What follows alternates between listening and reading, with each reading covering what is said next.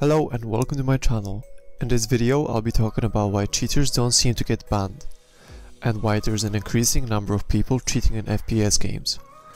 It's difficult for me to comprehend why someone would want to spend money on a game only to cheat and eventually get banned, while ruining other people's experience.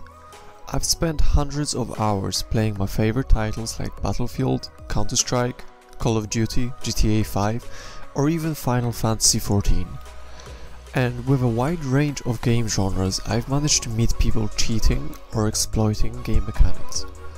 This doesn't seem to make sense to me, as from my point of view, going into a competitive online match only to run around and let an aim software do the work for you, destroying people faster than lightning, sounds like a fun activity just for about 2 minutes.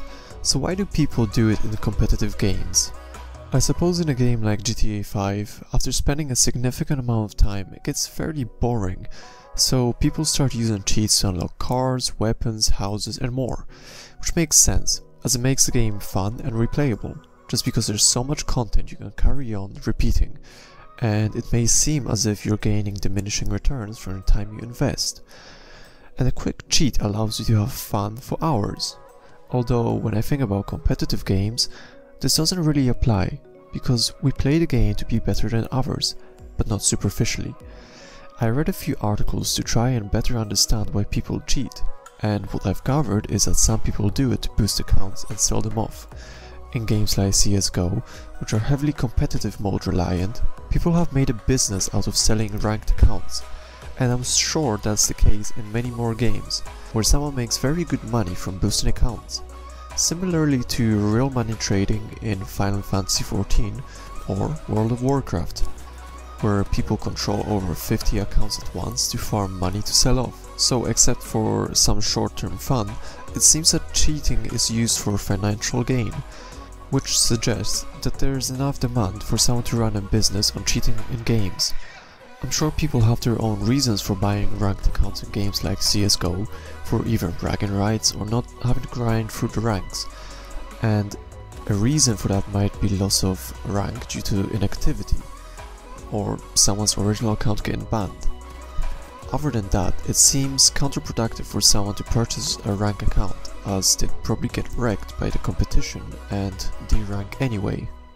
Now the question is, are people more likely to cheat in games that are free to play compared to games like Battlefield or Call of Duty, which you have to purchase or pay a subscription to acquire it? With the introduction of free to play to Counter-Strike, a lot of people were worried that the number of cheaters would drastically increase. However, the Trust Factor system and Prime matchmaking were able to somewhat separate normal players from people who would create throwaway accounts to hack around and then disappear. This does pose an issue, as new players who genuinely want to try out a game like CSGO will encounter a lot of cheaters before they can even get to Prime matchmaking, in the process turning them away to games that seem much more fun. Now, more recently, Call of Duty Warzone has seen a ban wave just at the end of March, banning over 50,000 players, which is very insignificant, considering that the game has attracted over 30 million players in just 2 weeks of its release. So why don't cheaters get banned if a lot of people report them? I suppose with certain games, the developers collect data to understand how people behave in-game and can identify cheaters and remove them from the game. However, the process is lamentably slow, and rather than doing it regularly or focusing on individuals, the developers tend to do mass wave bans. And the way I think about the report system is that it exists to help people sleep better at night, as majority of the reports being submitted are people crying wolf. This could be due to frustration of getting killed by someone multiple times, who could be having a really good game or just spend a lot more time at the game and is reaping the benefits of skills and knowledge they polished over time, which in return makes them look like a suspicious player to less experienced individuals. If I see people who I think are cheating, I report them and try not to stick around on the same server as them, just because I don't want to let someone ruin me having fun. However, I do encounter people who have accused me of cheating and became very toxic about it. One individual who stood out, and I've met multiple times now, spent at least over an hour and a half spamming the game chat in one session, saying that he'll find my IP and I'll get banned just because I was dominating the game. Or another person who spent an hour trying to spectate me and record me for supposedly cheating. So, from my experience, there's a lot of people who throw around empty accusations at clean players.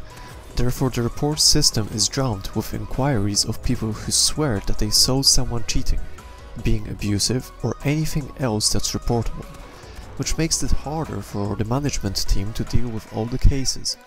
In my opinion, more anti-cheat or cheat detection systems should be in place to find wall hackers and aimbots. The idea of linking a mobile number to a game account seems like another good idea, which could potentially prevent cheaters from getting a new subscription weekly to play and cheat on a new account. Unless getting a new mobile number is so easy that it wouldn't pose as a problem to people who want to cheat or exploit. But I'd be interested to hear your thoughts about it, so leave them down in the comments. And if you've enjoyed this video, leave a like, and want to see more gaming content, subscribe to my channel, as I'm trying to upload new videos weekly, and we'll be starting a new cooking series for gamers, so check that out when it comes out and don't miss out. And now, as always, I wish you all a good day or night, wherever you may be, and until next time.